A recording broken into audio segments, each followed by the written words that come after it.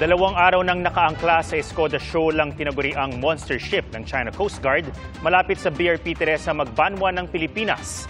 Ayon sa Philippine Coast Guard, posibleng layo ng CCG na ma-intimidate o takutin ang mga sakay ng BRP Teresa Magbanwa na lampas kalahati lang ang laki kumpara sa barko ng China. Ilang araw na rin ang palitan ng radio challenges ng dalawang barko. Saksi si Chino Gaston. China Coast Guard 5901 within the vicinity waters of Sabina Shoal. This is Philippine Coast Guard vessel BRP Teresa Magbanwa, MRRV 9701. You are within the Philippine Exclusive Economic Zone. What is the intention of your small boat? Over. Mag-aalas 9 ng umaga kanina, ang pinakamalaking barko ng Philippine Coast Guard, ka-radio challenge ang sinasabing pinakamalaking barko ng China Coast Guard, ang CCG 5901 sa Escoda Shoal. Philippine Coast Guard, this is China Coast Guard 5901. Your vessel sailing in this area is illegal. Please leave this area immediately. Bago yan, napansin ng PCG, lumapit ng hanggang 500 yards ang tinaguriang monster ship sa barko ng PCG.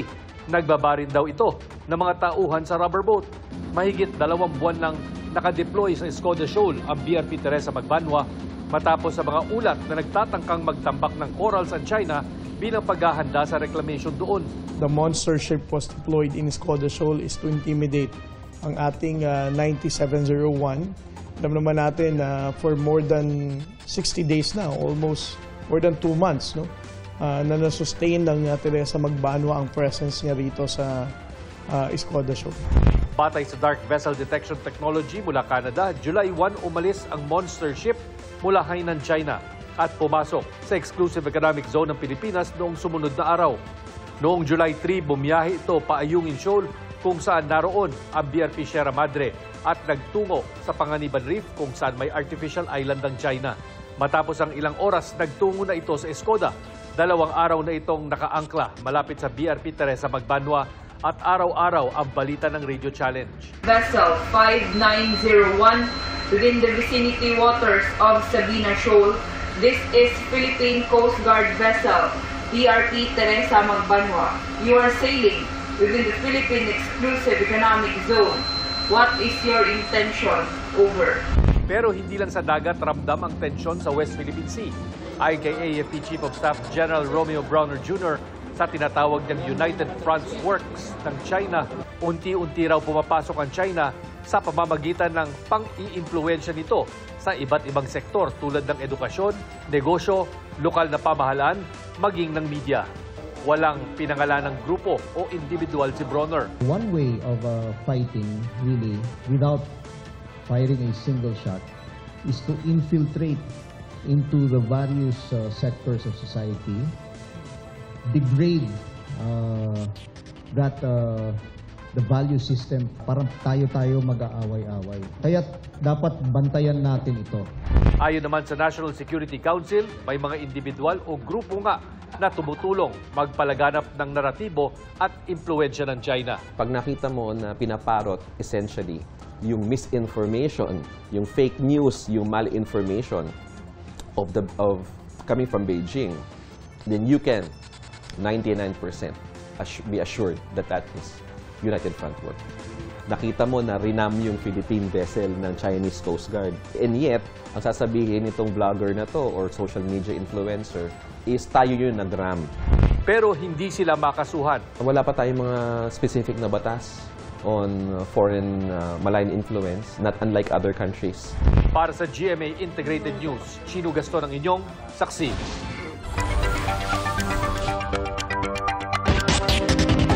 Posibleng ipagbawal ang mukbang o pagkain ng marami bilang online content kasunod ng pagkamatay ng isang mukbang vlogger ayon sa DOH. Ang mungkay ng isa pang opisyal, lagyan ng government warning ang mga mukbang content. Tinusuhan niya ni Marie Zumali sa Barangay Saksi Online. Matapos umanong makakain ng piniritong manok, inatake sa puso at nasawi noong June 13 ang mukbang vlogger na si Dongs Apatan. Ikinabahala ito ng Department of Health. Kasabay ng pagpapaimbestiga ni Health Secretary Ted Herbosa kung may kaugnayan ba sa pagmumukbang ang pagkamatay ni Dongs, ay nag-issue na rin siya ng public health warning laban sa pagmumukbang at nais na rin niyang ipa-regulate ito. It's a bad practice because people make content by overeating. And overeating is not healthy. It will lead to obesity, and obesity will lead to hypertension, heart conditions, non-communicable diseases, and even heart attack. Sabi ng DOH, batay sa mga pag-aaral, ang laging panonood ng mga ganito ay maaaring mauwi sa eating disorder o internet addiction. Because other people copy it. Other people will also do the same because they earn money from doing a video blog of mukbang. So, it's risky for them. Naunang imungkahi ng isa pang opisyal ng Health Department ang paglalagay ng babala sa mga mukbang content. Parang in the same way na merong government warning, cigarette smoking is dangerous to your health. Baka magkaroon ng gano'n na tignan natin, government warning, pang is bad for your health, something like that. Tinanong namin tungkol dyan ang mga kapuso online. Pabor sa paglalagay ng babala ang isang commenter, lalo na kapag tampok ang mga pagkaing putok-batok o mataas ang kolesterol. Hindi na yan kailangan, sabi naman ng isa. Alam naman daw ng mga mukbang content creator ang panganib sa pinili nilang gawain. Sabi ng isa pa, nasa tao yan kung gagayahin ang napapanood. Gaya ng sa Yossi, may babala naman pero marami pa rin bumibili at gumagamit. Sabi ng isa pa, mas maiging ipagbawal na ng gobyerno. Posible ngang tuluyang ipagbawal ang mukbang vlogs, sabi ni Secretary Herbosa, kung sakaling makitang may kaugnayan ang pagkamatay ni Dongs sa kanyang pagmumukbang. I can ban it locally. I can propose for banning mukbang locally. Even ask the DICT to stop those sites kasi para rin siyang food pornography. It's actually making people eat like gluttons. You can earn income as long as it does not produce health risks. If you're earning income from something that is a public health threat, I will have to stop you. Naiintindihan naman daw ng full-time content creator at mukbanger na si Richard ang nais ng DOH at wala raw silang magagawa kundi sumunod kung ipagbawal ito. Pero paliwanag niya, hindi naman puro masama ang naidudulot ng pagmumukbang nila. May mga viewers po kami na may mga sakit, mga walang ganap pong kumain, na nagpapasalamat po sa amin dahil nagkakaroon po sila ng gana kapag napapanood po yung mga video namin. Siyempre, doon po, yun po yung nagiging gasolina namin para magtuloy-tuloy. Pati mga inumin, ingatang huwag sumobra, sabi ng DOH. Pagamat safe siya, kung isa o dalawang tasa ng kape, kapag lumampas tayo ng siguro mga 5 o 6 tasa ng kape sa isang araw, medyo delikado po yun. Ang isang bote ng energy drink is equivalent to mga 3 or 4 na tasa. So, imagine kung imumukbang mo, para kang nagpasak na napakaraming caffeine at medyo delikado ho sa puso yan. Para sa GMA Integrated News, Mariz Umali ang inyong saksi. Naghain ng reklamong plunder si dating Senador Antonio Trillanes IV laban kina dating Pangulong Rodrigo Duterte at Senator Bongo. Kaugnay po yan sa munoy sa buwatan ng dalawa para mapunta sa pamilya ni Go ang bilyong pisong halaga ng kontrata sa Davao. Saksi, si Sandra Aguinaldo. 2 taon matapos ang termino ni dating Pangulong Rodrigo Duterte, sinampahan siya ng reklamong plunder o pandarambong ni dating Senador Antonio Trillanes IV. Kasama din sa inireklamo si Senador Bongo na malapit sa dating Pangulo. Sa sinumpaang complaint affidavit ni Trillanes sa Department of Justice, sinabi nitong nagsabuatan daw sina Duterte at Go para maibigay sa pamilya ni Go ang bilyong-bilyon umanong halaga ng kontrata sa Davao mula 2007 hanggang 2018. Ito ay tungkol sa mga government projects totaling 6.6 billion na inaward nila dun sa tatay at kapatid ni Bongo. Ito po ay maliwanag na plunder at lahat ng elemento ng plunder charge ay nandito sa kaso na ito. Sa tanong kung magkano sa mga inaward na kontrata ang napunta umano sa bulsa ni na Duterte at Go, sabi ni Trillanes, lahat po yon ay inaward sa pamilya. No? The way the plunder is defined by law, pagka nakinabang ka at ang pamilya mo ng ill-gotten wealth. Ano? Kasi ito, ginamit nila yung kanilang posisyon, authority at influence para mabigay at makorner yung mga proyekto.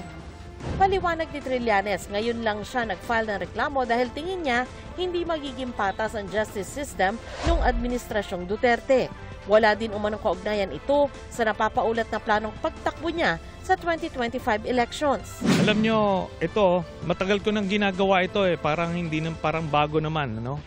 Hindi. Itong aming case, you will be furnished a copy. Makikita nyo kung flimsy ito at for publicity purposes, ito maliwanag na buong-buo yung kaso na ito. Si Go ay tinanggi ang akusasyon laban sa kanila ni Duterte. Pero welcome daw sa kanya ito para matundukan na ang issue na lagi raw nare-recycle laban sa kanya. Sabi pa ni Go, pwede naman itong tingnan ng Commission on Audit at magsampa ng kaukulang reklamo. Hindi pa raw siya isinisilang, meron ng negosyo ang kanyang pamilya. Sigurado raw siyang hindi siya nakinabang o ang kanyang pamilya sa pagiging taong gobyerno niya. Sinusubukan pa ng GMA Integrated News na makuha ang panig ni Duterte. Pero ipinagtanggol siya ng kaalyadong si dating Presidential Legal Advisor Salvador Panelo na tinawag na publicity stunt ang paratang ni Trillanes. Malisyoso at mali daw ang akusasyon ni Trillanes. Sinusubukan pa naming makuha ang panig ng Department of Justice ukol sa reklamo. Para sa GMA Integrated News, Sandra Aguinaldo ang inyong saksi. Pera kapalit ng proteksyon. Yan umano ang alok ng grupong nagpakilalang mga pulis sa ilang may-ari ng mga iligal na establishmento. Saksi si Emil Sumangit. Isang grupo ng umano'y mga nagpapakilalang pulis ang minomonitor ng PNP Internal Affairs Service. Nag-iikot daw sa iba't ibang mga establishmentong iligal ang operasyon ng negosyo sa loob at labas ng Metro Manila at hinihingan ng pera ang mga may-ari kapalit ng proteksyon. Ang intelligence report kasi na dumating sa amin ay ito daw mga tao na to nagpapanggap na opisyal, mataas na opisyal ng PNP IAS. So sinasabi tao namin. Ang puntire raw ng grupo mga nightclub, Fogo Hub at iba pang iligal na negosyo mula pinakamaliit hanggang sa pinakamalaki na pwede nilang pagkakitaan. Ito daw yung mga nakapayola. Kumukuha nga ng allowance sa mga iba't ibang establishmento, no? Ayon sa IAS, marami na silang natatanggap na reklamo. Dumami raw ng naglunsad ng crackdown ng otoridad laban sa mga illegal na Pogo Hub. Meron na rin nga kami mga suspect. Pag may mga tao na ganyan na nagpapanggap, dapat yan i-report sa amin. Sapagkat itong mga tao na ito, wala naman silang, hindi sila kasama sa PNP, wala naman sila sa poder, wala naman silang tsapa. Hindi inaalis ng PNP IAS na posibleng may mga kabaro silang kasungkot dito. Babala nila, tanggal agad sa serbisyo at may kaso pa ang mahuli nilang sumasawsaw sa iligal na gawaing ito. Para sa GMA Integrated News, Emil Sumangil, ang inyong saksi. Mga kapuso, sama-sama tayong maging saksi. Mag-subscribe sa GMA Integrated News sa YouTube at para sa mga kapuso abroad, samahan niyo kami sa GMA Pinoy TV at sa www.gmanews.tv.